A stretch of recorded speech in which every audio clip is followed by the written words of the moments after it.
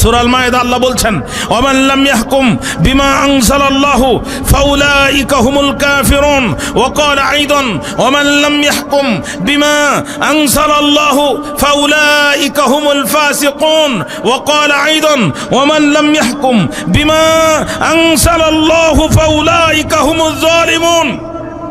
কোরআন দিয়ে যারা বিচার ফয়সালা করে না, কোরআনের বিচার সমাজে প্রতিষ্ঠিত হোক এটা যারা চায় না, কোরআন দিয়ে যারা জজ কোর্ট চালায় না, কোরআন দিয়ে যারা সুপ্রিম কোর্ট চালায় না, কোরআন দিয়ে যারা জুডিশিয়ারি চালায় না, কোরআন দিয়ে যারা ম্যাজিস্ট্রেসি চালায় না, আল্লাহর জমিনে আল্লাহর কোরআনের হুকুমত প্রতিষ্ঠিত হোক এটা যারা চায় না, মানুষের দৃষ্টিতে ইমানদার হতে পারে যদি 100 বার হজও করে আর মানুষের দৃষ্টিতে বড় ইমানদার হিসাবে পরিচিতি লাভ করতে পারবে, কিন্তু কোরআনের আইন যে চায় না, আল্লাহর কাছে পরিচয় তার তিনটা, 1 নম্বর কাফের, 2 নম্বর ফাসিক, 3 নম্বর জালেম। যে কোরআনের আইন চায় না, কাফের, ফাসিক আর জালেমের বাইরে তার আর কোনো পরিচয় হতে পারে না।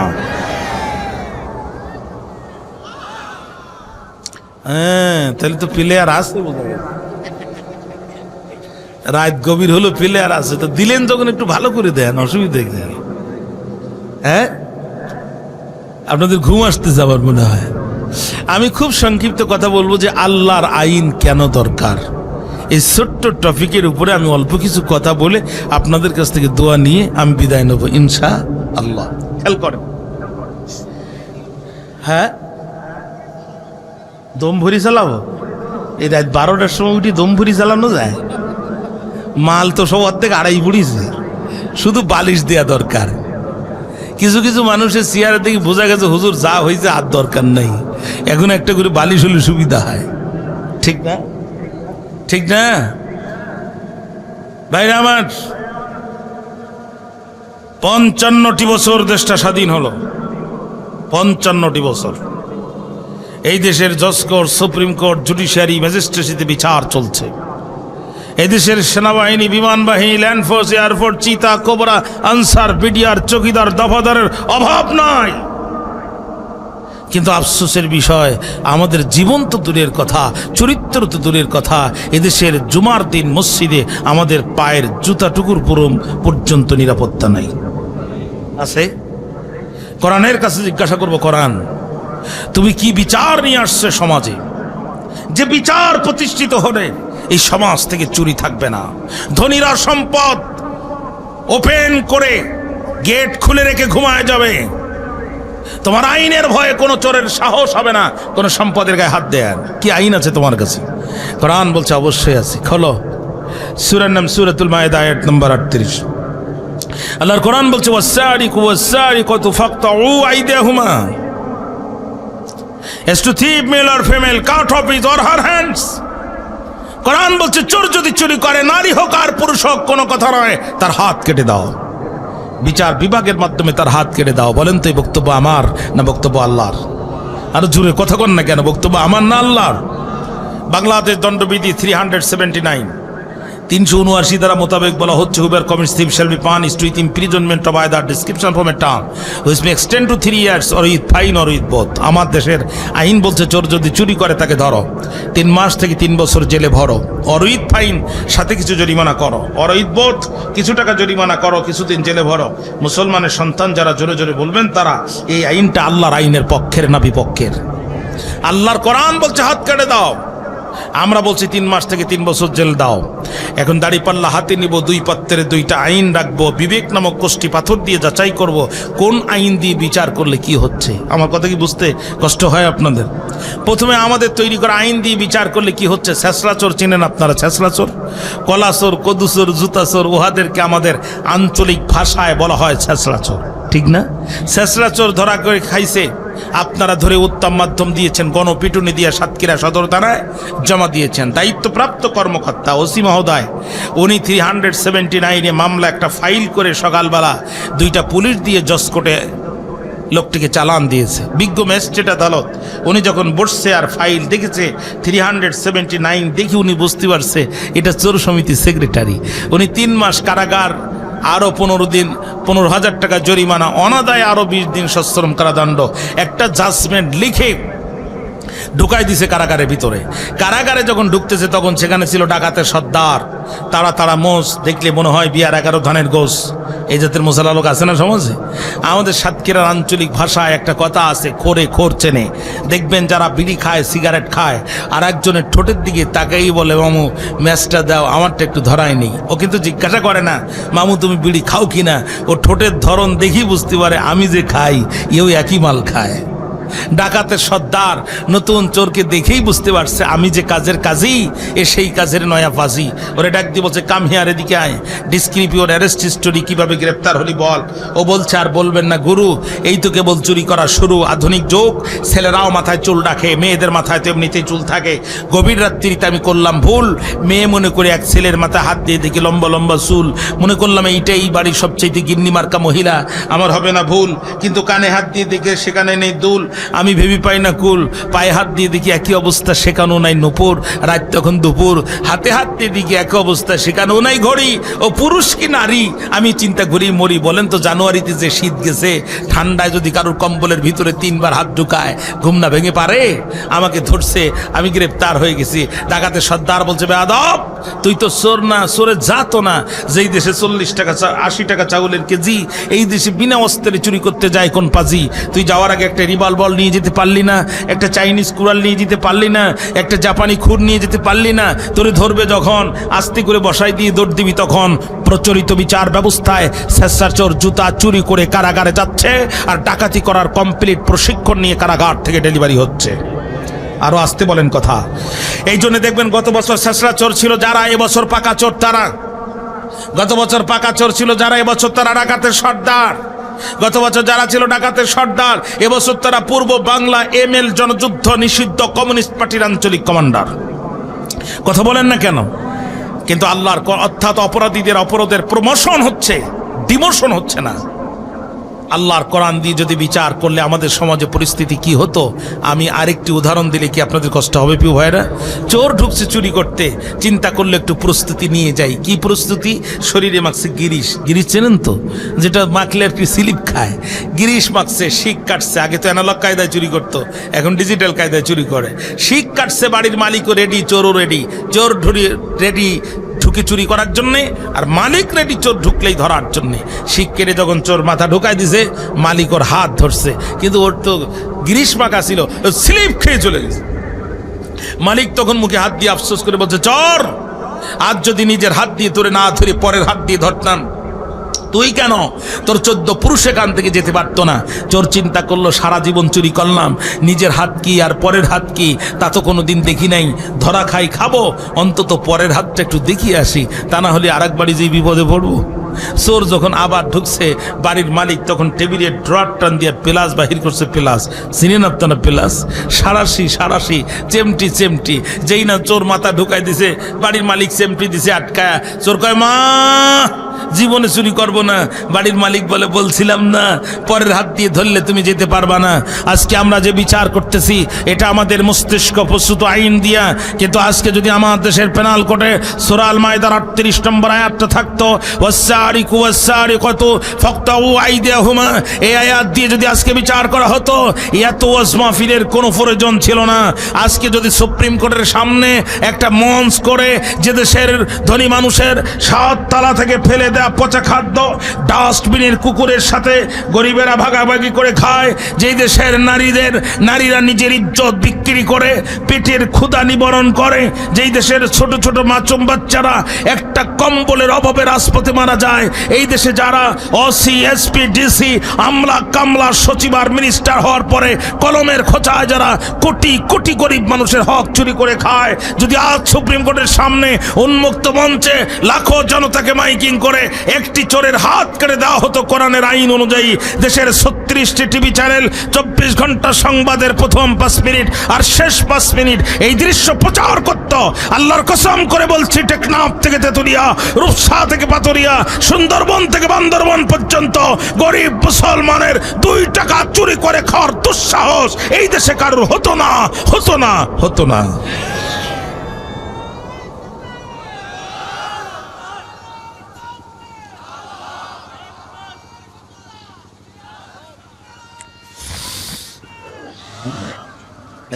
ঘুমন্ত বাঘ কেবল জাগা শুরু হয়েছে।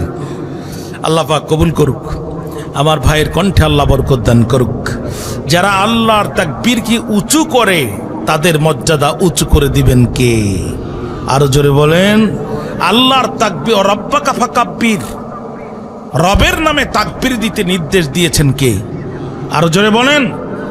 সুতরাং যদি মেয়াজ আর তার কাঠি এক জায়গায় ঘষার পরে যদি আগুন না জ্বলে, বুঝতে হবে এটা ড্যামেজ হয়ে গেছে, এটা ড্যাম হয়ে গেছে। যে মুসলমানের সামনে নারায়ে তাকবীর লিল্লাহি তাকবীরের আওয়াজ আসার পরে যার জবান দিয়ে আল্লাহু আকবারের আওয়াজ বাইর হবে না, বুঝতে হবে ওর ঈমান ড্যামেজ অবস্থায় আছে। কথা কি বুঝতে পেরেছেন? খেয়াল করেন। এখন আপনারা জবাব দেন তো দেখি, আমি যে একটা পয়েন্টে কথা বললাম, আল্লাহর কোরআনের আইন প্রতিষ্ঠিত হওয়ার দরকার আছে না নাই? এখন আরেকটু চিৎকার করে বলেন, এটা 500 বছর পরে দরকার না এই মুহূর্তে দরকার? একটা চোরের শুধু হাত কেটে দেবেন, ঈদের দিন চোরের হাত কাটা। চোর যাবে একবারে সবার শেষে, ঈদগার শেষ কাতারে বসবে, কেন জানে যে ইমাম সাহেব আমারে দেখলে চুরি রস শুরু করবে। কথা বলেন না কেন? এরপরে চুরি করতে বাড়িতে আসলো, শ্বশুর বাড়ি যাওয়া দরকার, কিন্তু বাহির হবে ঠিক সন্ধ্যাবেলা, যেন কেউ না দেখতে পায়। সন্ধ্যাবেলা ডান হাত নাই, এই অবস্থায় যখন গাড়িতে উঠবে কন্ট্রাক্টর প্রচার করবে, ভাইরা পকেট সাবধান, মাল কিন্তু ঢুকি পড়েছি। কথা কন না কেন? শ্বশুর বাড়ি যাবে, শাশুড়ি বলবে, বাবা চুরি করতে তো হাত হারাইছো, কি আর খাওয়া, তো চুরি করতে কেন গেছিলা? মানে জীবনের পথে পথে ও সারাটা জীবন কারাগারে পরিণত হবে। এই দৃশ্য দেখে সম্পদ পড়ে থাকবে, পেটে ক্ষুধা থাকবে, কিন্তু কেউ কারোর জিনিসে স্পর্শ করার সাহস পাবে না। জোরে বলেন কথা ঠিক কিনা? আজ থেকে 18 বছর আগে আমি আমার জীবনে সর্বপ্রথম গিয়েছি উত্তরবঙ্গে। সেই থেকে আজ পর্যন্ত 18 বছর ধরে আমি একটানা 4 মাস উত্তরবঙ্গে থাকি। জীবনের সর্বপ্রথম আমি মাহফিল করতে গিয়েছি কুড়িগ্রাম জেলা নাগেশ্বরী থানা। I was very young man at that time. Student life আমার। একা একটা ব্রিফকেস নিয়ে আমি দক্ষিণবঙ্গ থেকে গেছি উত্তরবঙ্গে, একবারে শেষ জেলা, কুড়িগ্রামের ওপাশে আর কোনো জেলা নাই, ইন্ডিয়ার বর্ডার। শাপলা চত্বরের সামনে আমাকে নামাই দিল, শাপলা চত্বরের সামনেই থানা। আমি দেখলাম থানার সামনে একটা লাশ মাটিতে পড়ে আছে, পাশে মানুষ নাই। এই দৃশ্য দেখে আমার কলিজা কেঁপে উঠল। দায়িত্বরত পুলিশ কর্মকর্তাকে আমি জিজ্ঞাসা করলাম, লাশ আছে মানুষ নাই, এই দৃশ্য তো আমি কোনোদিন দেখি নাই, এটার কারণ কি? বলছে, হুজুর আমার দেশের সোনার ছেলেরা এই মেয়েটিকে গণহারে ধর্ষণ করেছে, এরপরও তাদের কলিজা 30টা মেটে নাই। তারা মেয়েটির গলার ওড়না দিয়ে তার গলার ভিতরে পেঁচিয়ে পৃথিবীর জমিন থেকে তাকে চিরদিনের জন্য বিদায় করে দিয়েছে। আমার চোখে পানি এসে গেল। আমি আকাশের দিকে তাকিয়ে বলতে থাকলাম, আল্লাহ, এই দেশের মানুষ যদি তোমার কোরআনের আইন বুঝতো, এদেশের মানুষ যদি তোমার কোরআনের আইন মেনে নিত, এদেশের জজ কোর্ট আর সুপ্রিম কোর্ট যদি তোমার কোরআন দিয়ে চলতো। সূরাতুন নূর, কোরআন আল কারীমের 24 নম্বর সূরা 18 নম্বর পারা 2 নম্বর আয়াতে কারিমা আল্লাহ বলছেন, আয-যানিয়াতু ওয়াজ-যানি ফাজলিদু কুল্লা ওয়াহিদিম মিনহুমা মিয়াতা জালদা। জেনাকারিনী আর জেনাকার যদি ধরা পড়ে, ইসলাম বলছে অবিবাহিত অবস্থায় জেনা করলে শাস্তির ধরন একরকম। ইসলাম বলছে বিয়ের পরে জেনা করলে শাস্তির ধরন আর একরকম। ইসলামী শরীয়ত বলছে অবিবাহিত অবস্থায় জেনা করলে শরীরের উপরে 100 চামড়ার বেতের আঘাত করো, যদি 80 আঘাতের পরে মারা যায় মৃত দেহের পরে আর 20টি আঘাত করো। ইসলামী শরীয়ত বলছে যদি কেউ বিয়ের পরে জেনা করে, নারী হোক আর পুরুষ হোক, মৃত্যুদণ্ড ছাড়া তার আর দ্বিতীয় কোনো রাস্তা নাই। যদি মহিলা হয়, বুক পর্যন্ত মাটির ভিতরে গেড়ে পাথর নিক্ষেপ করে ততক্ষণ, মৃত্যুবরণ করবে না যতক্ষণ। আজকে যদি এই শাস্তি আমার দেশের একটা জেনাকার আর একটা জেনাকারিনীকে দেওয়া হতো, তাহলে ধর্ষণ করে হাড্ডি গুড্ডি ভেঙ্গে গাছের গায়ে ঝুলানো তো বহু দূরের কথা, আমার দেশের লম্পট চরিত্রহীন যুবকদের স্বপ্নদোষ পর্যন্ত বন্ধ হয়ে যাওয়ার কথা ছিল। সব সমস্যার সমাধান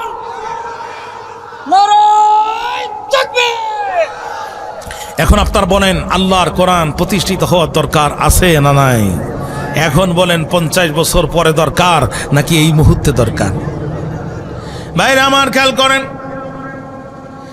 একান্ত আপনজনেরা আমার, আল্লাহর কোরআনের আইন যদি সমাজে প্রতিষ্ঠিত থাকে, তাহলে সমাজের অবস্থা কেমন হয়?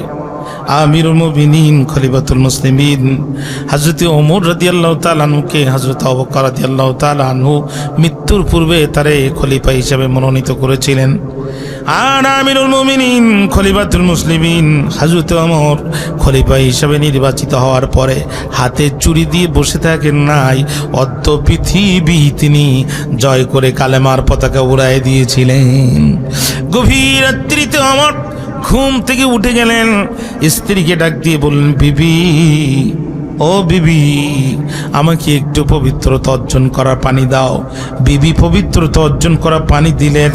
হযরত ওমর পবিত্রতা অর্জন করলেন। গভীর রাত্রিতে তিনি তাহাজ্জুদের বিছানায় দাঁড়ায় গেলেন। আল্লাহু আকবার বললেন না?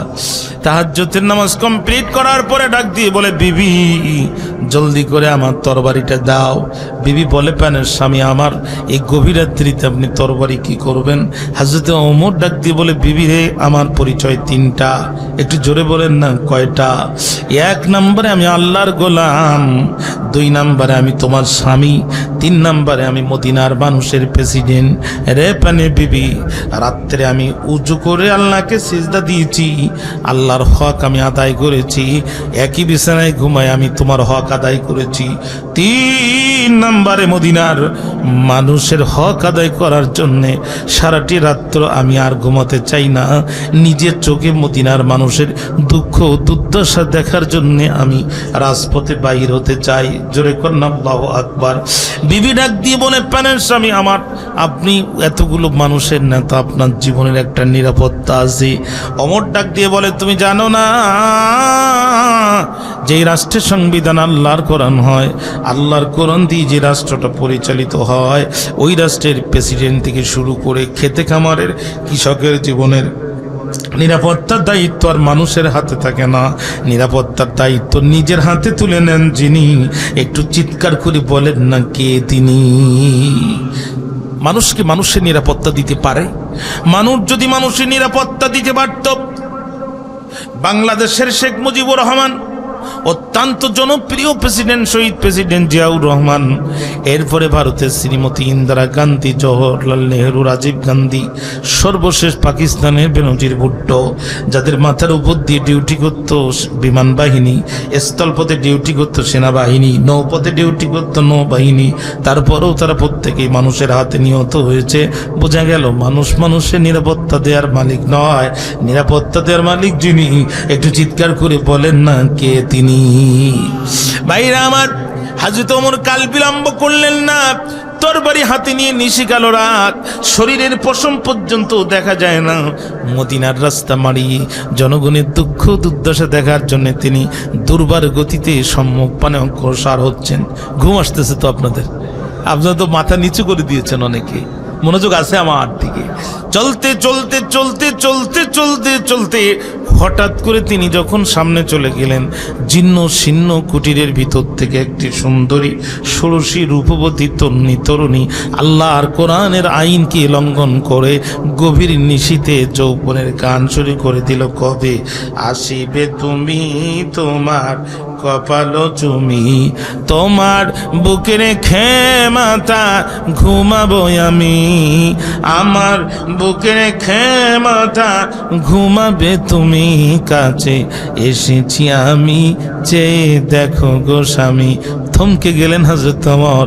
চিন্তা করলেন, যে রাষ্ট্রের সংবিধান আল্লাহর কোরআন হয়, যেই রাষ্ট্রের প্রেসিডেন্ট ওমরের মতো খলিফা হয়, এই রাষ্ট্রে আল্লাহর কোরআনের আইন লঙ্ঘন করে গান গায় এমন দুঃসাহসকার। ওমর কাল বিলম্ব করলেন না, কানটা আবারও খাড়া করে দিলেন। লক্ষ্য করে দেখলেন, ও পানের বাইরা, ইয়া কি আওয়াজ আসতেছে? ওমর রাদিয়াল্লাহু তাআলা চিন্তা করলেন, এই মুহূর্তে এই মহিলাটিকে গ্রেফতার করে কোরআনের আদালতে দাঁড় করানো দরকার, কারণ আমি ওমর আল কোরআনের সরকার। একটু চিৎকার করে বলেন না আল্লাহু আকবার। তাহলে বোঝা গেল আল কোরআনের সরকার হবে যারা যাত্রার প্যান্ডেল, পুতুল নাচার গানের পারমিশন দিতে পারে না তারা। কথা বলেন না কেন? আল্লাহ যেটা হারাম করেছেন, পৃথিবীর কারোর ক্ষমতা নয় এটা হালাল করার। শুয়োরের গোস্ত খাওয়া কি, এটা যদি সারা দেশের আলেমরা মিলে গোসল করায়, কথা কন না? বাইতুল মোকাররমের মুয়াজ্জিন সাহেব এটা সাবান ঘষে, হ্যাঁ, পৃথিবীর শ্রেষ্ঠ আলেম এটা জবাই করে, দুনিয়ার সবচাইতে বড় মুহাদ্দিস এটার গোস্ত কাটে, এরপরও কি খাওয়া জায়েজ হবে? আল্লাহ যেটা হারাম করেছে এটা হালাল করার ক্ষমতা কারণ নাই। আল্লাহ পাক গানকে হারাম করেছে, এটা হালাল করার ক্ষমতা কারোর নাই। আপনার সাথে আমার সম্পর্ক ততক্ষণ পর্যন্ত থাকবে আপনি যতক্ষণ পর্যন্ত কোরআন এবং হাদিসের উপরে অটুট থাকবেন। আজকে আফসোস, দুঃখ, এতগুলো রক্তের বিনিময়ে পরও আজকে আপনার আমার কোমলমতি সন্তানদের হাতে গিটার, ঢোল, তবলা তুলে দেওয়ার চক্রান্ত চলছে। কথা বলেন না কেন? স্কুলের কোমলমতি শিশুদেরকে গানের শিক্ষক নিয়োগের মাধ্যমে তাদেরকে গান শেখানোর পায়তারা চলছে, অথচ সূরা লোকমানের 6 নম্বর আয়াতের লাওয়াল হাদিস শব্দ দ্বারা আল্লাহ তাআলা স্পষ্টভাবে গানকে হারাম করেছেন। আপনার সাথে আমার সম্পর্ক ততক্ষণ পর্যন্ত থাকবে যতক্ষণ পর্যন্ত আপনি কোরআন এবং হাদিসের উপরে অটুট থাকবেন। আপনি আমার জন্মদাতা বাবা, আপনার খেদমত করার জন্য আমার বুকের চামড়া দিয়ে আপনার পায়ের জুতা তৈরি করে দেওয়ার জন্য প্রতিটি ঘন্টার, প্রতিটি মিনিটের, প্রতিটি সেকেন্ড আমি প্রস্তুত আছি। কিন্তু ইসলামের প্রশ্নে, আল্লাহর প্রশ্নে, রাসূলের প্রশ্নে আপনার আনুগত্য করার জন্য আমি প্রস্তুত নই। আপনি আর আনুগত্য আমি ততক্ষণ পর্যন্ত করব আপনি যতক্ষণ কোরআনের উপরে অটুট থাকবেন, আপনি যতক্ষণ হাদিসের উপরে অটুট থাকবেন। তাহলে বোঝা গেল আল কোরআনের সরকার হবে যারা গানের পারমিশন দিতে পারবে না। কথা বলেন না কেন? আজকে কি দেখেছি আমরা বিগত দিনগুলোতে, যাত্রার প্যান্ডেলের পুতুল নাচের নর্তকী 20 টাকার বিনিময়ে সমস্ত শরীর খুলে নাচে, তাদের জীবনের নিরাপত্তা ছিল, কোনো আলেমের জীবনের নিরাপত্তা ছিল না। কথা বলেন না কেন? কোরআনের দায়ীদেরকে কারাগারে ঢুকায় রাখা হয়েছে, ক্লিনিক্যাল টেস্ট করে হত্যা করা হয়েছে, আর যাত্রার প্যান্ডেল, গানের আসরকে প্রমোট করা হয়েছে। আমরা দেখেছি এগুলো চোখে। সুতরাং আমরা আর ওই পথে হাঁটতে চাই না। জোরে বলেন কথা ঠিক কিনা? ভাই আমার কথা আমি লম্বা করবো না। ওমর রাদিয়াল্লাহু তাআলা বললেন, এই মুহূর্তে মহিলাটিকে গ্রেফতার করে কোরআনের আদালতে দাঁড় করানো দরকার, যেহেতু আমি ওমর আল কোরআনের সরকার। কিন্তু আমাদের সাতক্ষীরার আঞ্চলিক ভাষায় একটা কথা আছে, যা দায়ে ধান নেই আষাঢ়ের জুত আছে। বাড়িটা ছোট কিন্তু তার মেন গেটটা খুব মজবুত, উনি ঢুকতে পারলেন না। চিন্তা করলেন যেভাবে হোক আমি মহিলাটিকে গ্রেফতার করব। তরবারিটা মুখের মধ্যে ঢুকালেন, কাপড় চোপড় সব গুছাইয়া নিলেন, পিছনের পাঁচিল টপকায়া ভিতরে ঢুকলেন। দরজায় দিলেন আঘাত করি, হাতে নিলেন তরবারি, দরজায় নিলেন আঘাত করি, ডাক দিয়ে বলল, নারী কোথায় তোর বাড়ি? কোরআনের বিরুদ্ধে কণ্ঠ দিয়েছি ছাড়ি, দরজা খুলে দেখ, বিজলির গতিতে চলে এসেছে খলিফা ওমরের তরবারি। চিৎকার করে বলেন আল্লাহু আকবার। অন্যায় অপকর্ম যেখানে, ওমরের প্রতিবাদ সেখানে। আজকে ওমরের মতো টুপি আমাদের আছে, দাড়ি আমাদের আছে, পাগড়ি পাঞ্জাবি আমাদের আছে, কিন্তু ওমরের মতো ইমানের জজবা আমাদের নাই।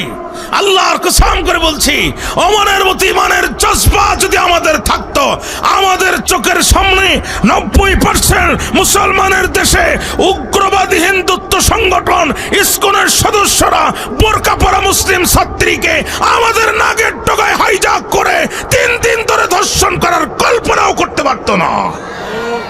আফসোস।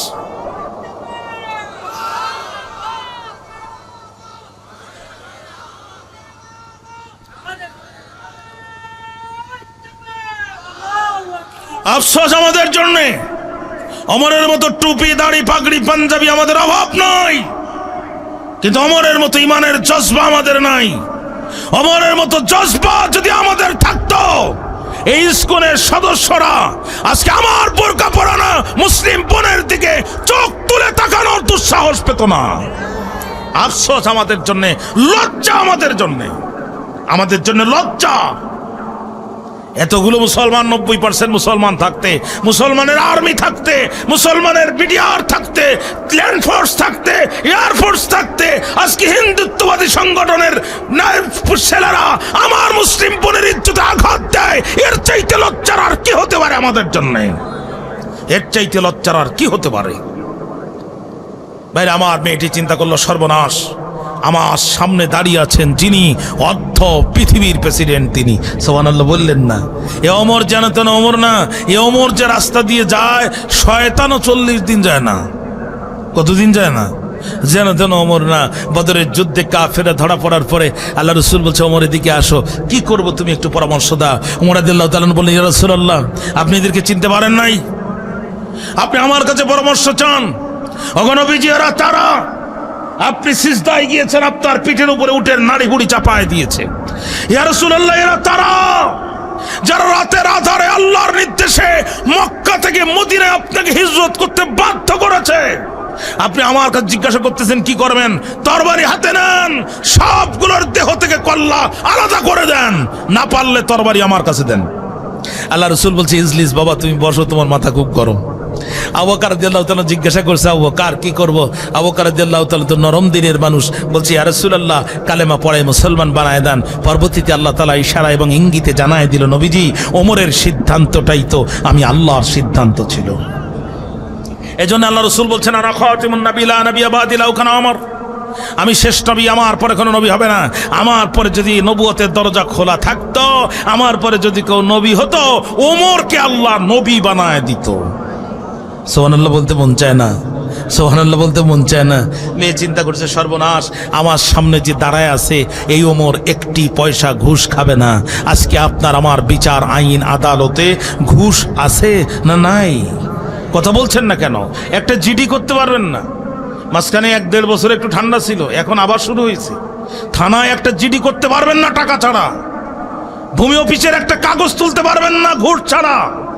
1 বিঘা জমির রায় সুপ্রিম কোর্ট থেকে আনতে গেলে 3 বিঘা জমি বিক্রি করতে হবে উকিল আর মুহুরির পকেটে টাকা গোজার জন্য।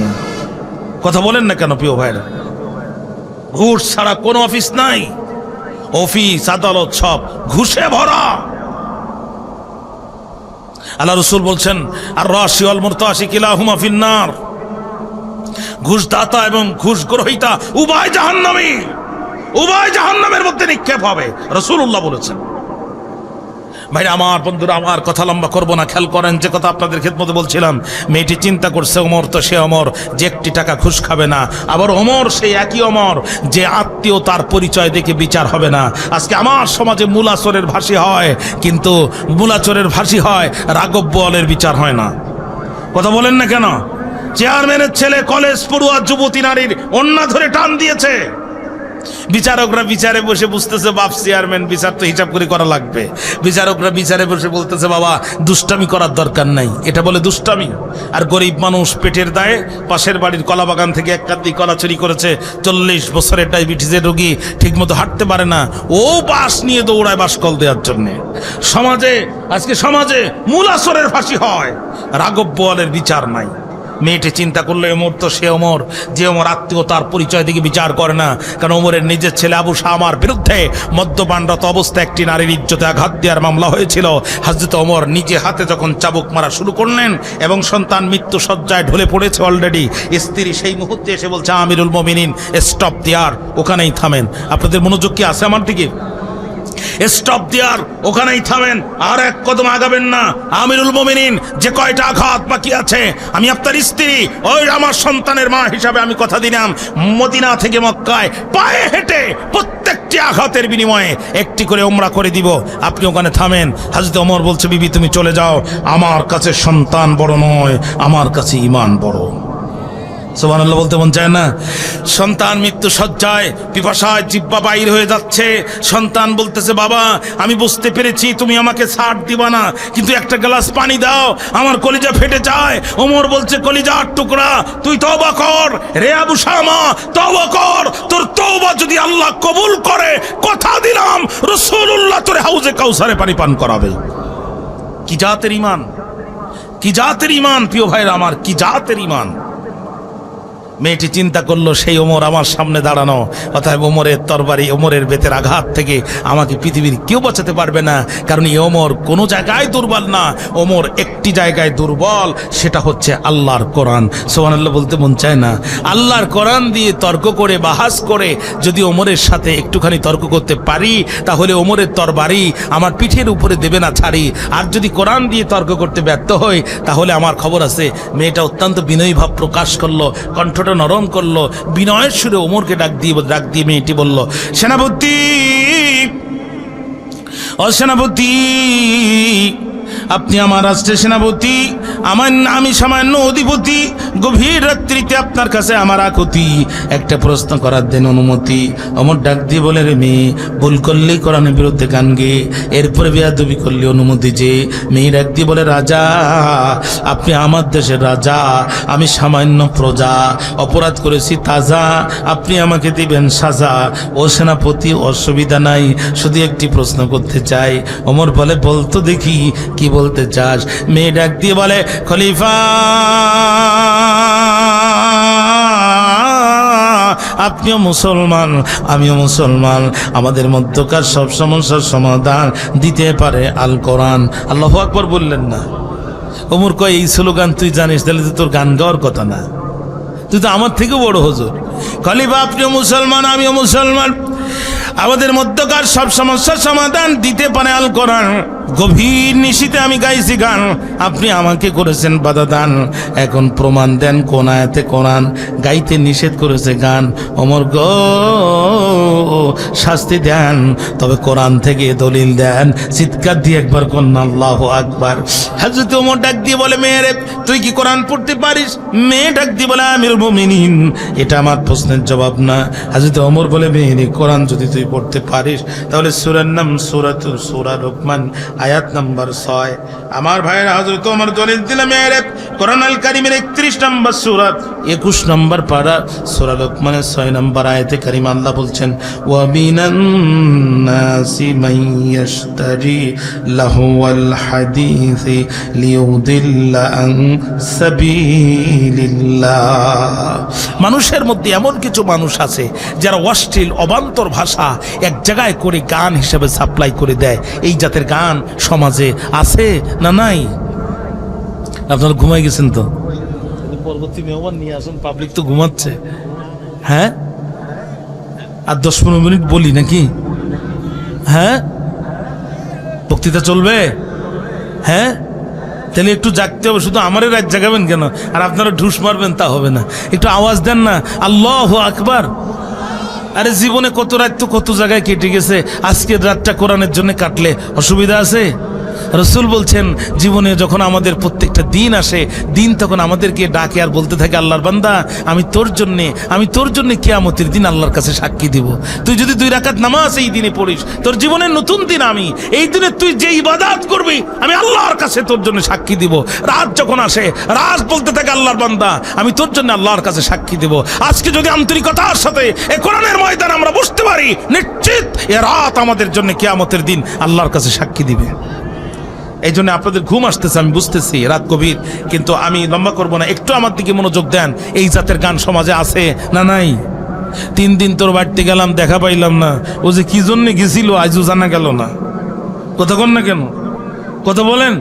তোরে না দেখলে একদিন বুকের ভিতরে করে চিন মানে ওর হার্ট শেষ, ওর হার্ট এখন বাইপাস করা ছাড়া আর কোনো বুদ্ধি নেই। এরপরে পড়ে না চোখের পলক, চোখও শেষ, লজ্জায় মাথা নিচু হয়ে যায়। আপনারা মুরব্বী মানুষ আছেন, কত কথা বললে বেয়াদবি হবে। আমরা ছোট মানুষ, বক্তৃতা করে নামলাম উত্তরবঙ্গের কোনো এক স্টেশনে, রেল স্টেশনে, হঠাৎ করে দেখলাম দেয়ালের গায়ে পোস্টার, উলঙ্গ নারী, শরীরের বিশেষ কিছু জায়গায় গরিবানা মতে কিছু কাপড় না থাকলে নয়। এরপরে একজন আরেকজনের গলার পরে পা তুলে দিছে। হ্যাঁ, একজন আরেকজনের গলার পরে পা তুলে দিছে, জিব্বা বাহির করে হয়ে গেছে, আরেকজনের হাতে মদের বোতল, বলছে খাইছি তোরে। এই নগ্ন পোস্টার আর এই নগ্ন গান আমার সমাজকে ধ্বংস করে দিয়েছে। কথা বলেন না কেন? সমাজকে ধ্বংস করে দিয়েছে। আল্লাহ বলছে, উলাইকা লাহুম আযাবুম মুহিন। এই গানের সুরকার, গীতিকার, কণ্ঠ ভেসে আসবে যার, এদের জন্য আল্লাহ তাআলা কঠিন পীড়াদায়ক শাস্তি মজবুত করে রেখেছেন। সুতরাং গানের সাথে সম্পর্ক রাখার কোনো সুযোগ একজন মুমিন বান্দা হিসাবে আমাদের আছে? জোরে বলেন, আছে? হযরতে ওমরের সামনে ওমর যখন মেয়েটিকে দলিল দিয়ে দিলেন, মোমেনের দলিল লাগে একটা, ইমানদারের দলিল লাগে একটা, আর শয়তানের দলিল লাগে 99টা। কথা বুঝছেন না? ওমর রাদিয়াল্লাহু তাআলা আনহু যখন কোরআন থেকে দলিল দিয়ে দিলেন, মেয়ে তখন মাথা নিচু করে দিল। মেয়ে মাথা নিচু করে রাগ দিয়ে বলে, সেনাপতি, আপনি কোরআন থেকে দলিল দিয়েছেন, আমার কিছু বলার নাই, যদি অনুমতি পাই আরেকটি প্রশ্ন করতে চাই। হযরত ওমর ডাক দিয়ে বলে, রে মেয়ে, আমি কিন্তু রাষ্ট্রপ্রধান, আমার হাতে প্রশাসন আছে, র্যাব পুলিশ চিতা কোবরা আমার হাতে, প্রশাসন নিয়ে আসবো, ছাদের উপরে ড্রিল মেশিন দিয়ে ছাদ কাটবো, তোকে গ্রেপ্তার করব, কোরআনের আদালতে দাঁড় করাবো, বিচার করে ছেড়ে দিব। রে মেয়ে, আমার সাথে বেয়াদবি করার সুযোগ নাই। মেয়েটি ডাক দিয়ে বলেন, সেনাপতি, বেয়াদবি করার চিন্তা নাই, এটাই আমার শেষ প্রশ্ন।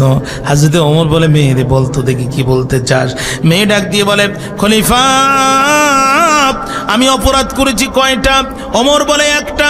আমি কোরআনের আইন লঙ্ঘন করেছি কয়টি? ওমর রাদিয়াল্লাহু তাআলা বলেন, একটি। আমি কোরআনের আয়াত মানি নাই কয়টি? ওমর বলে, একটি। মেয়েটি ডাক দিয়ে বলে, ও সেনাপতি, জানতে চাই একটি আইন লঙ্ঘন করার কারণে এখন আমার কি হবে? হযরত ওমর বললেন, আমার পেটের আঘাত তোর পিঠের পরে পড়বে। মেয়েটি ডাক দিয়ে বলে, খলিফা, একটি আইন লঙ্ঘন করার কারণে অদ্দজাহানের খলিফার বেতের আঘাত যদি আমার পিঠের পরে পড়ে, আমি একটি নারী রয়েছে একেবারে বিনা অনুমতিতে আমার বাড়িতে প্রবেশ করি, আল্লাহর কোরআনে তিনটা আয়াত তুমি দিয়েছো ছাড়ি। আল্লাহু আকবার বললেন না? আমি একটি নারী গভীর নিশীথে একেবারে বিনা অনুমতিতে আমার গৃহের মধ্যে প্রবেশ করে আল্লাহর কোরআনে তিনটা আইন তুমি দিয়েছো ছাড়ি, একটা আয়াত লঙ্ঘন করার কারণে তোমার বিতের আঘাত যদি আমার পিঠের পরে পড়ে, ও খলিফা, জানতে চাই তিনটা আইন লঙ্ঘন করার কারণে তোমার এখন কি হবে? কে তোমার শাস্তি দিবে? ফান্দে ফুড়ি বগায় কান্দে। একটি আয়াত লঙ্ঘন করার কারণে তোমার বিতের আঘাত আমার পিঠের পরে পড়বে, তাহলে কোরআনে তিনটা আইন তুমি লঙ্ঘন করেছ, এখন তোমার কি হবে? হযরত ওমর এই কথা শুনে প্রচন্ড ক্ষেপে গেলেন, ডাক দিয়ে বললেন, তুই কোরআন পড়তে পারিস? Can you recite the holy Quran? কোরআন পড়তে জানো তুমি? মেয়ে বলছে, খলিফা, কি বলতে চান? আমি ওমর, সেই ওমর। আমি কে তোমার জানা আছে? কয়, আপনি রসুলের সাহাবী আর আমাদের প্রেসিডেন্ট। মানে মেয়ে এমন কায়দায় বলতেছে যে ওমর তার কাছে কোনো ব্যাপার না। ওমর বলছে, না, আমার আরো একটা পরিচয় আছে, আমার আরো একটা পরিচয় আছে। আমি যখন শুনলাম আমার বোন আর ভগ্নিপতিরা ইসলাম কবুল করেছে, আমি নিজে হাতে তাদেরকে পিটাতে পিটাতে ক্লান্ত আর পরিশ্রান্ত হয়ে গেলাম, তরবারি নিয়ে উল্কার বেগে দৌড়ালাম, রাসূলুল্লাহকে আমি নিজে হাতে জবাই করব। নাউজুবিল্লাহ বললেন না? নবীজির কণ্ঠে যখন কালামে হাকিমের তেলাওয়াত শুনলাম, আল্লাহ রসুলের কণ্ঠে কোরআনের তেলাওয়াত শুনে আমার কলিজা কেঁপে উঠল। যেই তরবারি রসুলের গর্দানে রাখবো, ওই তরবারি নবীজির কদম মোবারকে রেখে আমি রসুলের হাতে হাত দিয়ে ইসলাম কবুল করলাম। ঠিক সেই থেকে আজ পর্যন্ত আমি ওমর নিজেই কোরআনের বিরুদ্ধে একটা কাজও করি নাই। আর আমার সামনে যে কোরআন লঙ্ঘন করেছে, সাথে সাথে আমার তরবারি তার জবাব দিয়েছে। আমার সামনে যে কোরআনের আইন লঙ্ঘন করেছে, সাথে সাথে আমার তরবারি তার জবাব দিয়েছে। তুই জানিস আমি কে? মূর্খ কথাকার। হযরত ওমর রাদিয়াল্লাহু তাআলা প্রচন্ড ক্ষিপ্ত হয়ে গেলেন, রেগে গেলেন, তিনি প্রচন্ড রেগে গেলেন।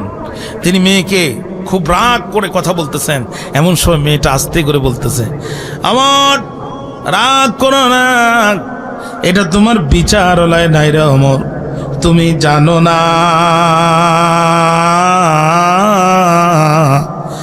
জানো না গো খলিফা,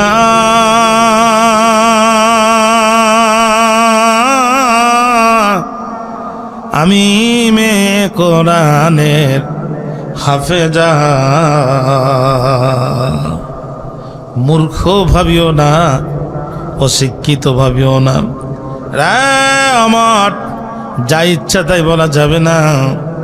বহুদিন পরে তুমি জায়গা মতো ধরা খেয়েছো ওমর রে। যে কোরআন দিয়ে অর্ধ পৃথিবী তুমি জয় করেছ, ও কোরআনের প্রতিটি আয়াতে কারিমা রব্বে কারিম মেমোরি কার্ডের মতো আমার কলবের মধ্যে সেভ করে দিয়েছে। আমি কোরআন দিয়ে তোমার প্রতিটি অপরাধে দলিল পেশ করব। চিৎকার দিয়ে একবার বলা যাবে কি আল্লাহু আকবার? আপনাদের কষ্ট হচ্ছে প্রিয় ভাইরা? মনোযোগ কি আছে আমার দিকে? কোরআন দিয়ে দেখেন, রাজার ভাষাও কোরআন, প্রজার ভাষাও কোরআন। রাজা কথা বলছে কোরআন দিয়ে, প্রজা কথা বলছে কোরআন দিয়ে। আর আজ আমি যদি এখন আপনাদেরকে বলি প্রিয় ভাইরা, আমি বলবো না, আপনারা ভয় পেয়েন না, আমি যদি বলি আপনাদেরকে প্রিয় ভাইরা আপনারা কারা কারা কোরআন পড়তে পারেন একটু হাত তোলেন তো। এমন হাত উঠবে দেখে আমাদের লজ্জা লাগবে। অর্থাৎ আমার যেটা অনুসন্ধান সেটা হচ্ছে এদেশের ৯৫% মানুষ কোরআন পড়তে পারে না। আমরা ৫ ভাগ মানুষ কোরআন পড়তে পারি, তার ৩ ভাগ মানুষ ভুল পড়ি, ২ ভাগ মানুষ সহি পড়ি। এটা হচ্ছে আমাদের সাধারণ পাবলিকের হিসাব। আর রাজাদের কথা তো বাদ দিলাম, ওনারা মাইক ধরে বিসমিল্লাহির রহমানির রহিম কথা কন না কেন, লাকুম দীনুকুম ওয়ালিয়া দীন, বুখারী মুসলিম, নাউজুবিল্লাহ। কোনটা কোরআন আর কোনটা হাদিস এই কমন সেন্সও নাই। তো যে রাজাও যেখানে কোরআন জানে না, প্রজাও যেখানে কোরআন জানে না, সিডর আর আইলা ছাড়া ওই দেশে আর কিছু আশা করা যায় না। বাইরে আমার 18টি বছর পাখির মতো এই দেশ আল্লাহ আমাকে ঘুরিয়েছে। সকালের নাস্তা এক জেলায়, দুপুরের খাবার এক জেলায়, রাত্রে বক্তৃতা আর এক জেলায়, ঘুম আর এক জেলায়, পাখির মতো বাংলাদেশ ঘুরেছি আমি। পৃথিবীর 10টির বেশি রাষ্ট্রে আমি গিয়েছি। আমার ছোট্ট এই অবজারভেশন যদি আপনি আমার কাছে এক বাক্যে জানতে চান, তাহলে আমি আপনাকে এক কথায় বলবো, আমার এই দেশে কোনো কিছুর অভাব নাই। একটি জিনিসেরই অভাব আছে। 1 নম্বর কোরআনের আইনের অভাব, 2 নম্বর কোরআনের শিক্ষার অভাব। আর কোনো কিছুর অভাব নাই। ডেনমার্কে আলু লাগাবেন, 9 মাস পরে আলু হয়। আমার বাংলাদেশের উত্তরবঙ্গের বগুড়ায়, রংপুরে আলু লাগাই দিবেন, 40 দিন পর 45 দিন পরে আপনি আলু তুলে ফেলবেন। আপনি ইন্ডিয়ায় গেছেন চিকিৎসা হতে, আসার সময় একটা মাল্টা লেবু চারা নিয়ে আসছেন, বাংলাদেশে আসছেন, লাগাই দিয়েছেন, লেবু গাছ হয়ে গেছে। কথা বললেন না কেন? আপনি সৌদিতে গেছেন উমরা করার জন্য, আসার সময় খেজুর গাছ নিয়ে আসছেন, এই দেশে লাগাই দিয়েছেন, হয়ে গেছে। এই দেশের মাটি এত উর্বর করে দিয়েছেন আল্লাহ রাব্বুল আলামিন। এই দেশে কোনো কিছুর অভাব নাই, শুধু একটি জিনিসের অভাব, সেটা হচ্ছে আল্লাহর কোরআনের আইনের অভাব আর কোরআনের শিক্ষার অভাব। এই দেশে যত চুরি সাধারণ মানুষেরা করে না, এই দেশের কৃষকরা চুরি করে না, ফ্যানওয়ালা চুরি করে না, মুঠিওয়ালা চুরি করে না, রিক্সাওয়ালা চুরি করে না, এই দেশে যত চুরি করে সব শিক্ষিত মানুষেরা। শুধু যেন তেন শিক্ষিত না, এই দেশের সবচাইতে বড় বড় চোর হচ্ছে সর্বোচ্চ শিক্ষিত মানুষেরা।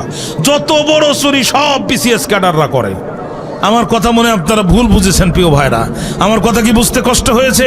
এই দেশে কলমের খোঁচায় যত টাকা যত বেশি পাচার করেছে, খোঁজ নিয়ে দেখেন তত বড় বিসিএস ক্যাডার, তত বড় অফিসার। কথা কি বুঝতে পেরেছেন? অর্থাৎ সত্যিকার অর্থে যদি চান দেশটি সংশোধন করতে, সত্যিকার অর্থে যদি আপনি চান দেশটা বিশ্বের বুকে এই মানুষের চরিত্র মণিমুক্তার মতো চলচল করুক, তাহলে সর্বপ্রথম পরিবর্তন আনতে হবে শিক্ষা ব্যবস্থায়। আল্লাহর কোরআনের শিক্ষা ব্যবস্থা দিয়ে এই দেশের শিক্ষা ব্যবস্থা সাজাতে হবে। এদেশের শিক্ষা ব্যবস্থা কোরআন দিয়ে সাজাতে হবে। আপনি মিশরে যান, জামিল আজহার বিশ্ববিদ্যালয়ের কুল্লিয়াতুল হান্দাসা ইঞ্জিনিয়ার ডিপার্টমেন্টে যদি আপনি পড়তে চান, 25 পারা কোরআন আপনার মুখস্থ থাকতে হবে। কুল্লিয়াতুত তিব্বিতে মেডিকেল অনুষদে যদি আপনি ডক্টর হতে চান, আপনি কোরআনের হাফেজ না, আপনি ভর্তি হতে পারবেন না। প্রত্যেকটা ডক্টর কোরআনের হাফেজ, প্রত্যেকটা ইঞ্জিনিয়ার কোরআনের হাফেজ। যে ইঞ্জিনিয়ারের কলিজার ভিতরে আল্লাহর কোরআন আছে, ও সরকারের কাছ থেকে 1 নম্বর ইটের কন্ট্রাক্ট নিয়ে রাস্তা করার সময় ইটের ভাটা থেকে 4 নম্বর ইট দিয়ে রাস্তা করতে পারবে না। কথা বলেন না কেন? যে ডাক্তারের কলিজার ভিতরে আল্লাহর কোরআন আছে, ওই ডাক্তার অসুস্থ রোগীকে অসুস্থর নাটক সাজায় জোর করে আইসিইউর ভিতরে ঢুকায় গরিব আত্মীয় স্বজনের জমি জায়গা বিক্রি করে ক্লিনিকে বসে ডাকাতি করতে পারবে না। এই জন্য আল্লাহর কোরআনের শিক্ষা ব্যবস্থা এই দেশে 1 নম্বর সত্য। তা না হলে এই দুর্নীতির লাগাম টেনে ধরতে পারবেন না। এর আগব্বলদেরকে আপনি থামাতে পারবেন না।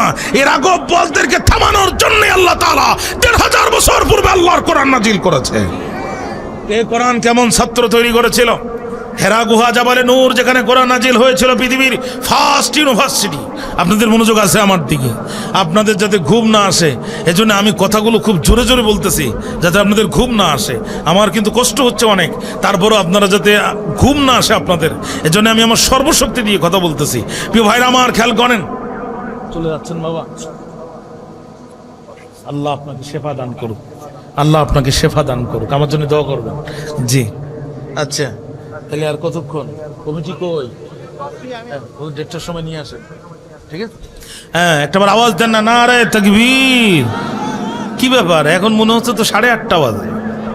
এটা তো বক্তা খুন করা লক্ষণ। রাজ্য তো গভীর হয়ে আপনারা চাঙ্গা হবেন তো বক্তা মারা যাবে। ভাইরা আমার, পৃথিবীর ফার্স্ট ইউনিভার্সিটির সিলেবাস হচ্ছে আল্লাহর কোরআন। সুবহানাল্লাহ বললেন না? এই বিশ্ববিদ্যালয়ের শিক্ষক ছিলেন নবী মুহাম্মদ রাসূলুল্লাহ, ছাত্র ছিল হযরত আবু বকর, হযরত ওমর, হযরত আলী রাদিয়াল্লাহু তাআলা আনহুম আজমাইন। আল্লাহু আকবার বলেন।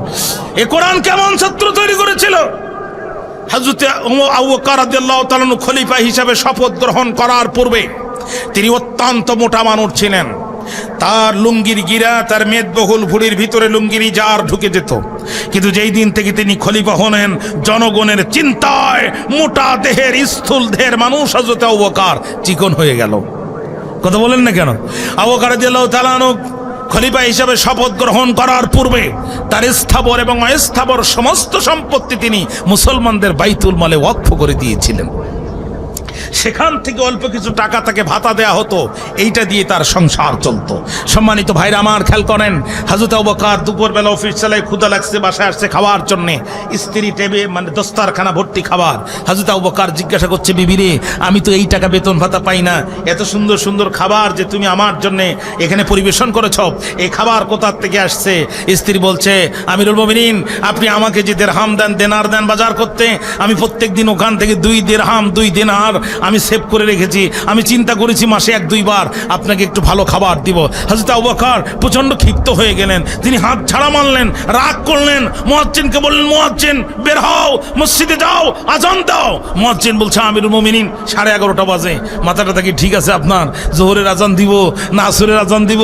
হযরত আবু বকর বলছে, আমি বলছি তুমি আজান লাগাও। মুয়াজ্জিন যে সময় যখন আজান দিল, এলাকার মানুষ বুঝতে পারলো রাসূলের খলিফা আবু বকর পড়ে গেছে বড় বেকায়দায়, আমাদের যাওয়া ছাড়া উপায় নাই। আজান শেষ হতে দেরি হলো, মসজিদে নববী ভরে যেতে দেরি হলো না। আল্লাহু আকবার বলতে মন চায় না? হযরত আবু বকর মিনারে দাঁড়ালেন, কোন মেম্বারে? যে মেম্বারে রাসূল দাঁড়ায় বক্তব্য দিতেন। সুবহানাল্লাহ বলতে মন চায় না? হযরত আবু বকর দাঁড়ায় বললেন, হে আমার জাতি, আমি রাসূলের বাল্যকালের সাথী, নবীজির সাথে একসাথে খেলা করেছি। হে আমার জাতি, আমি রাসূলের যোদ্ধার সাথী, নবীজি আর আমি পাশাপাশি থেকে এ কোরআনকে প্রতিষ্ঠিত করার জন্য পাশাপাশি থেকে যুদ্ধের ময়দানে যুদ্ধ করেছি। আমি রাসূলের হিজরতের রাতের সাথী, হিজরতের রাতে আল্লাহ রসুল কাউকে বলে নাই, কিন্তু আমি আবু বকরকে নবীজি ভুলে যায় নাই। হে আমার জাতি, আমি রসুলের সাথে তার মৃত্যুর আগ পর্যন্ত যেভাবে লেগেছিলাম, নবীজি রওজার পাশে যে ফাঁকা জায়গা আছে, আল্লাহ চাইলে আমার মৃত্যুর পরে ওখানে আমার দাফন হবে। আপনারা কি চান মৃত্যুর পরে আমি জান্নাতে রসুলের পাশে থাকি? সবাই এক বাক্যে বলল, অবশ্যই চাই। হযরত আবু বকর বলছে, তাই যদি চান তাহলে আমার বেতন ভাতা কমায় দেন। যে পরিমাণ বেতন ভাতা আমাকে দিচ্ছেন, আমার স্ত্রী সন্তানরা বিলাসিতা করার চিন্তা করছে, আমি খলিফা হয়ে কলিজা ভর্তি করে খাবো, বিদেশে টাকা পাঠায় জনগণের টাকায় মার্কেট আর বাড়ি কিনবো, আর আমার দেশের মানুষেরা অনাহারে অত্যাহারে না খেয়ে রাস্তায় পড়ে থাকবে। এটা ইসলামের শিক্ষা নয়, এটা রাসূলুল্লাহর আদর্শ নয়। নারায়ে তাকবীর! আল কোরআনের আলো, কোরআন ছাড়া অন্য কিছু। নারায়ে তাকবীর! হযরত আবু বকর বলছে কমাও, আর আমাদের এরা বলছে শুধু বাড়াও, শুধু বাড়াও। রাষ্ট্রটা খেয়ে শেষ করে ফেলে দিল। ওই কাঠ পোকা যেমন কাঠের ভিতর থেকে কুরকুর করে খেয়ে গোটা ফার্নিচারটাকে নষ্ট করে দেয়, এ দুর্নীতিবাজরা রাষ্ট্রের ভিতর থেকে চুরি করে গোটা রাষ্ট্রের মেরুদণ্ডটা দুর্বল করে দিয়েছে। গোটা রাষ্ট্রের মেরুদণ্ডটা দুর্বল করে দিয়েছে। আল্লাহর কোরআন যেদিন রাষ্ট্র ক্ষমতায় যাবে, যতগুলো সম্পদ পাচার হয়েছে সব সম্পদ দেশে ফিরে আনা হবে এবং এই চোরগুলোর হাত কেটে দেওয়া হবে। এদেশে যদি কোরআনের আইন থাকে, 90% নেতার শিক্ষিত মানুষের নামাজ পড়ার জন্য হাত আর কান পর্যন্ত উঠবেন না। কথা বলুন নাই? এই মাল ঠেকাইতে হবে এখানে। আফসোস লাগে, আফসোস। এই কোরআন কেমন ছাত্র তৈরি করেছিল হযরত ওমর, অর্থজাহানের প্রেসিডেন্ট, রাষ্ট্র চলে বাড়িতে আসছেন, ছোট্ট ছেলে তার কাঁদতেছে। তাহলে এদিকে আসো, ইয়া বোনাই, ও মাই ডিয়ার সান, কেন তুমি কান্দো? বলছি, আবি অঞ্জুরি লাইয়া, ইয়া বাবা আমার দিকে একটাবার তাকাও। হযরত ওমর তাকায়, দেখলেন জুব্বা ছিঁড়া। ওমর বলছে, তুই আমার জায়গাতে আমার দিকে তাকা, তোর শুধু জুব্বা ছিঁড়া আর আমার জুব্বা ছিঁড়া, সেখানে তালি দিয়া তালিটা পর্যন্ত ছিঁড়া। এরপরে সন্তানকে জড়ায় ধরে বুকের পরে চাপ দিয়ে বলছে, কলিজারে তুই আর আমি সিরা জুব্বা পড়লে যদি আল্লাহ খুশি হয় তা তোর আর আমার সমস্যা কোথায়? ছোট্ট ছেলে বলছে, আব্বা সমস্যা সেটা না, আমার বন্ধুরা খুব দুষ্টু, আমার বন্ধুরা খুব দুষ্টু। আমি যখন কোরআন পড়তে মসজিদে যাই, আমার বন্ধুরা তখন সিরা জুব্বার ভিতরে আঙ্গুল ঢুকায় আর বলে, এই দেশের প্রেসিডেন্ট তোর বাপ, তোর জুব্বার কেন এই ভাব? তখন আমার মনটা বড় খারাপ হয়ে যায়। আমি তো জানি আমার বাপ কি বাপ, আমার বাপ রসুলের সাহাবী, সিরা জুব্বা পড়ে মসজিদে খুতবা দেয়, সিরা জুব্বা পড়ে আমার বাবা রাষ্ট্রদূতদের সাক্ষাৎ দেয়, সিরা জুব্বা পড়ে আমার বাবা বিদেশে ভ্রমণ করতে যায়, একই সিরা জুব্বা পড়ে জুমার দিন আমার বাবা খুতবা দেয়। কোন দিন আমার রাগ হবে, একটা চড় মারবো, 2-3টা মারা যাবে, আমার নামে মার্ডার মামলার এফআইআর হবে। আব্বা এই সিরা জুব্বা পড়ে আর মসজিদে কোরআন পড়তে যাব না, কোরআন যদি পড়তেই হয় তাহলে আমি বাড়িতে কোরআন পড়বো।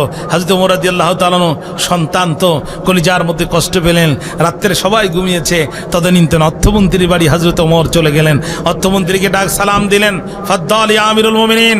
অর্থমন্ত্রী দরজা খুলে দিল, সালাম সম্ভাষণ দিয়ে ওয়েলকাম জানিয়ে বসতে দিলেন। আপনি আমার বাড়িতে কেন এসেছেন? রাষ্ট্রের কাজ বললে তো আমি যেতাম আপনার বাড়িতে। হযরত ওমর বলছে, বাবা রে প্রয়োজনটা তো আমার। কি প্রয়োজন আপনার এত? আজ এই গভীর রাত্রে আসছেন, আজকে কয় তারিখ? কয় মাসের 5 তারিখ? কয় দিন পর 1 মাস হবে? 25 দিন পর 1 মাস হবে। ওমর বললেন, যে বেতনটা তুমি আমাকে 25 দিন পরে দিতা, ওই বেতনটা তুমি আমাকে 25 দিন আগে দাও, আমার সন্তানের একটা জুব্বা কিনে দিতে হবে। অর্থমন্ত্রী বলছে, এটা কোনো ব্যাপার? আমি অর্থমন্ত্রী আর আপনি প্রধানমন্ত্রী, আপনি আদেশ দিবেন, মাল আমি দিব, এটা কোনো ব্যাপার না, চিন্তা করার কারণ নাই। তবে ছোট্ট একটা কাগজে 2 লাইন লিখে দেন, সেটা হচ্ছে আগামী 25 দিন মালাকুল মউত আজরাইল আলাইহিস সালাম আপনার কাছে আসবে না, আপনি মরবেন না। ইনকেস যদি আজরাইল আসে আর আপনি যদি মারাও যান, জনগণও ক্ষমা করবে, আল্লাহও ক্ষমা করবে। এইটা করেন, টাকা নেন, এইটা লিখে দিতে পারবেন না, 1 টাকাও দিব না, মন্ত্রিত্ব কেড়ে নেবেন, পরোয়া করি না। মন্ত্রিত্ব বাঁচানো ফরজ নয়, ঈমান বাঁচানো ফরজ। কি জাতের প্রধানমন্ত্রী, কি জাতের প্রধানমন্ত্রী, কি জাতের প্রধানমন্ত্রী আর কি জাতের অর্থমন্ত্রী এ কোরআন তৈরি করেছিল। আমাদের অর্থমন্ত্রী এরকম বললে ওর অর্থমন্ত্রিত্ব থাকবে? এরশাদের সময় এক মন্ত্রী এসে দেখে বিমানবন্দরে নেমে দেখে গাড়ি নাই, কিছুক্ষণ পরে দেখে গার্ড নাই, পুলিশ নাই, পরে খবর শোনে ওর মন্ত্রিত্বই নাই। ওর মন্ত্রিত্ব কবে গেছে ও নিজেও জানে না। কথা বলেন না কেন? খোলাফায়ে রাশেদার 4র্থ খলিফা এ কোরআন কেমন ছাত্র তৈরি করেছিল? খোলাফায়ে রাশেদার 4র্থ খলিফা হযরত আলী। বিরক্ত হচ্ছেন না তো আপনারা? হযরত আলী রাদিয়াল্লাহু তাআলা রাষ্ট্র চালিয়েছেন, মাগরিব হয়ে গেছে, রাষ্ট্রের হিসাব শেষ হয়নি। রাষ্ট্রের টাকা দিয়ে কেনা মোমবাতি জ্বালায় তিনি বসে বসে হিসাব করতেছেন। বাল্য বন্ধু একসাথে খেলা করেছে, রোমে দরজার সামনে এসে লম্বা সালাম দিয়ে কয়, আসসালামু আলাইকুম ইয়া খলিফাতুল মুসলিমিন ইয়া আলী। এরকম করে যখন ডাক দিয়েছে, হযরত আলী সালামের জবাব দিয়েছে, তাকে দেখে বন্ধু সাথে সাথে ফু দিয়া মোমবাতি নিভাই দিয়েছে। বন্ধু বড় খেপে গেল, রাগান্বিত হয়ে গেল। আলী, তুমি খলিফা হওয়ার পরে তোমার সাথে দেখা করতে আসলাম আর তুমি আমাকে দেখেই মোমবাতি নিভাই দিলে। আলী হাতটা চাপ দিয়ে বলছে, বন্ধুরে এ মোমবাতি আমার টাকা দিয়ে কেনা না, আমার বাবার টাকা দিয়ে কেনা না, এ মোমবাতি মুসলমানের ট্যাক্সের টাকা দিয়ে কেনা, মুসলমানের হিসাব করার জন্য, আমার ব্যক্তিগত গল্প করার জন্য মোমবাতি কিনে দেওয়া হয় নাই। এ কোরআন কেমন ছাত্র তৈরি করেছিল।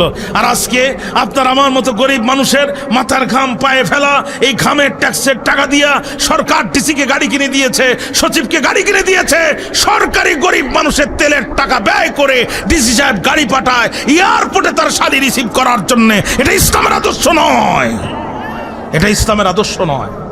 সুতরাং সত্যিকার অর্থে যদি জাতিকে বিশ্বের দরবারে মাথা উঁচু করে দাঁড় করাতে হয়, আল্লাহর কোরআনের শিক্ষা ব্যবস্থা, কোরআনের আইন প্রতিষ্ঠিত করে দেয়া ছাড়া আমাদের সামনে বিকল্প কোনো রাস্তা খোলা নাই।